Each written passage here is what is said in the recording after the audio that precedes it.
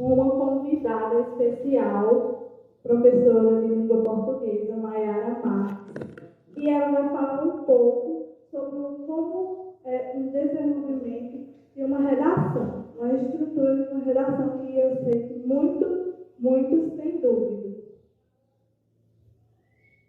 Boa tarde, é um prazer estar aqui.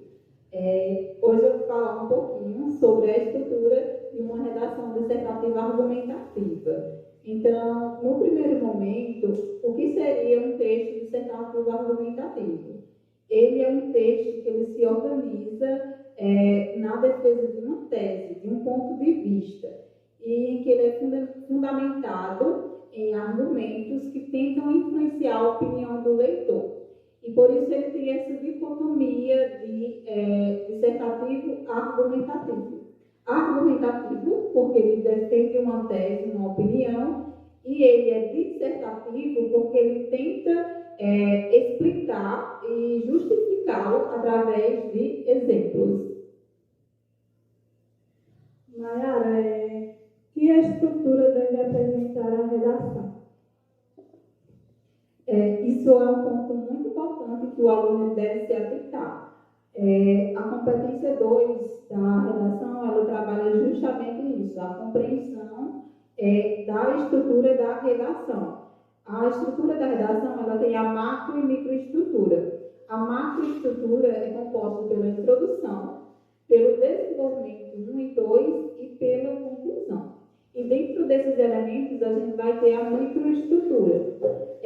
Na introdução, eu tenho a composição da contextualização, a primeira parte, né, a primeira frase que eu trago dentro da minha introdução é a contextualização do repertório sociocultural, uma citação, um filme, uma alusão histórica, e depois eu faço a associação, ou seja, a explicação daquele repertório com a temática. O que é que esse repertório que eu trouxe tem a ver com a temática?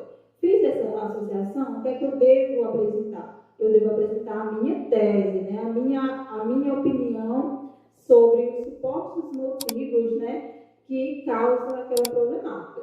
E dentro do desenvolvimento 1 e 2, eu tenho que me atentar, no primeiro momento, para apresentar o tópico frasal, que é o quê? É a primeira parte da minha tese.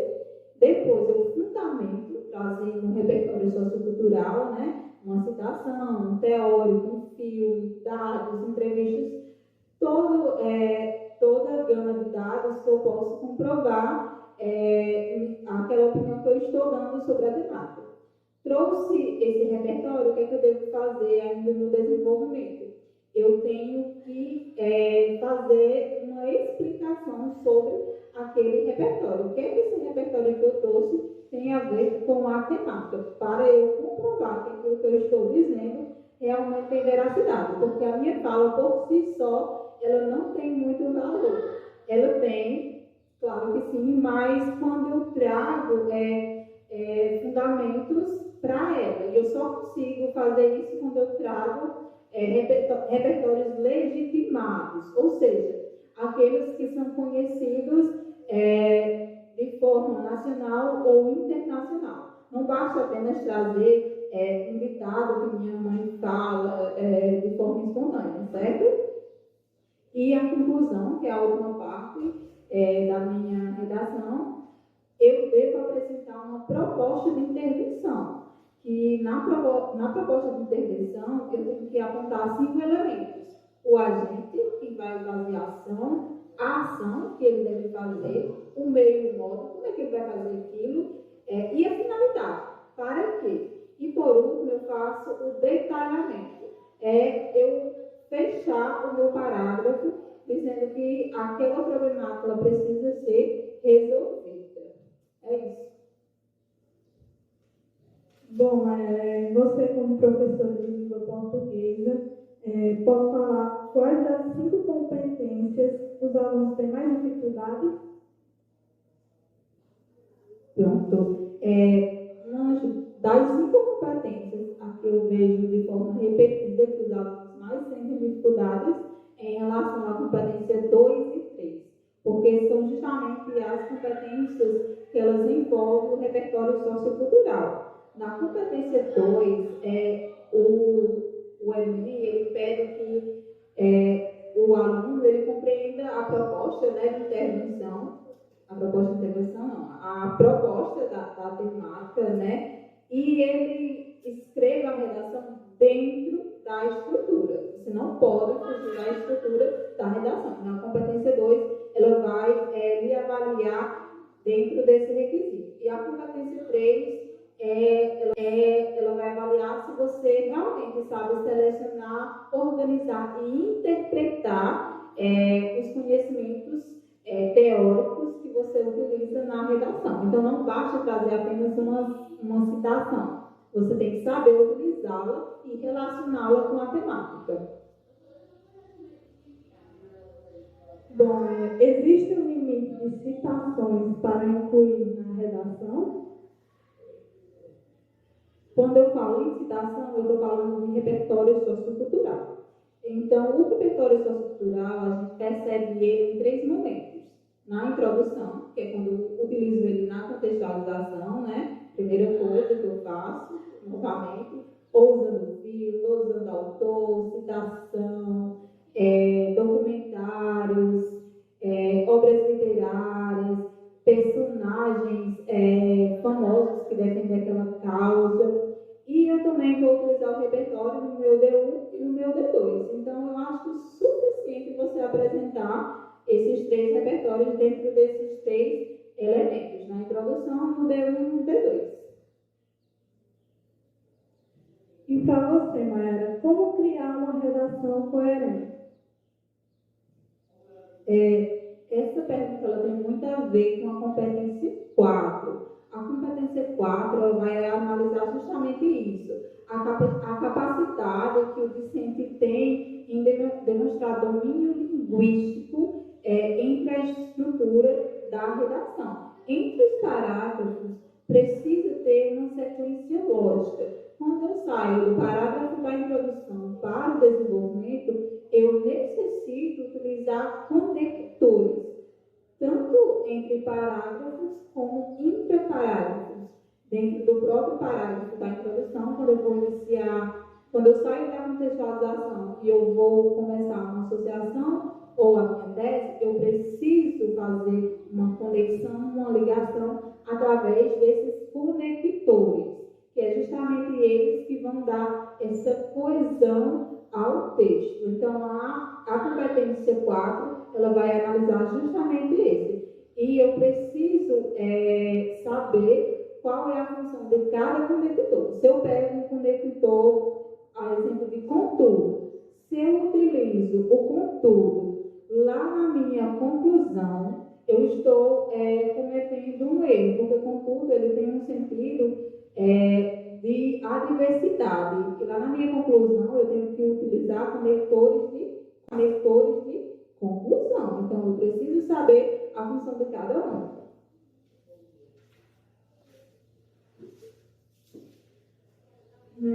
Como gerar uma tese clara e objetiva sem fugir do tema? É preciso você, em primeiro momento, entender o problema central do tema. Eu realmente preciso compreender. A partir disso, eu posso utilizar uma técnica. Geralmente, eu ensino que você pode selecionar a sua tese a partir de 3 palavras-chave: individualismo ou indiferença social, o outro, negligência governamental, e o outro, influência imediata. A partir desses 3 elementos, você pode construir sua tese.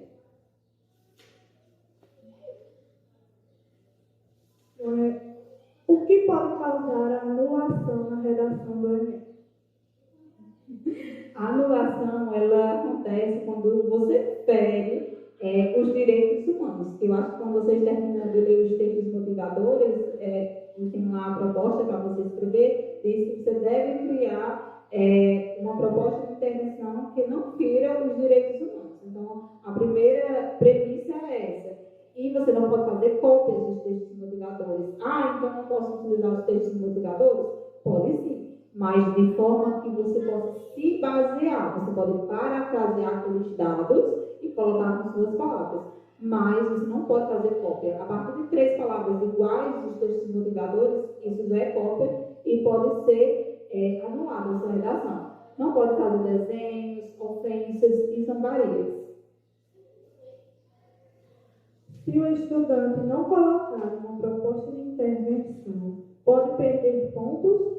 Essa proposta pode aparecer na conclusão ou desde o início? Sim, eu acho que a proposta de intervenção, que é justamente a competência 5, a última, que pede para você escrever uma proposta de intervenção, é uma das mais fáceis. E ela vale 200 pontos. Se você não faz isso, você perde esses 200 pontos. E ela deve terminar no finalzinho, porque a introdução você apresenta a ideia, desenvolvimento você vai desenvolver e, na conclusão, você apresenta a proposta.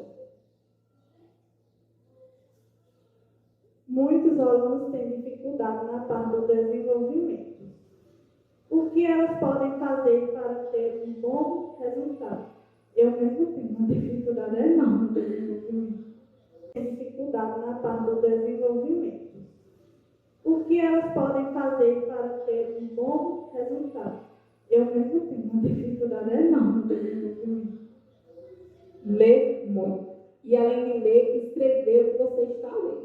Porque se eu leio para aquela informação entrar na minha mente, eu acho que ela é importante para eu utilizar na minha redação, eu preciso, vamos dizer assim, parafrasear aquela ideia. Então é importante você botar um caderninho de repertório, vai lá, pega aquela citação e reescreve ela com suas palavras, porque isso ajuda no seu desenvolvimento.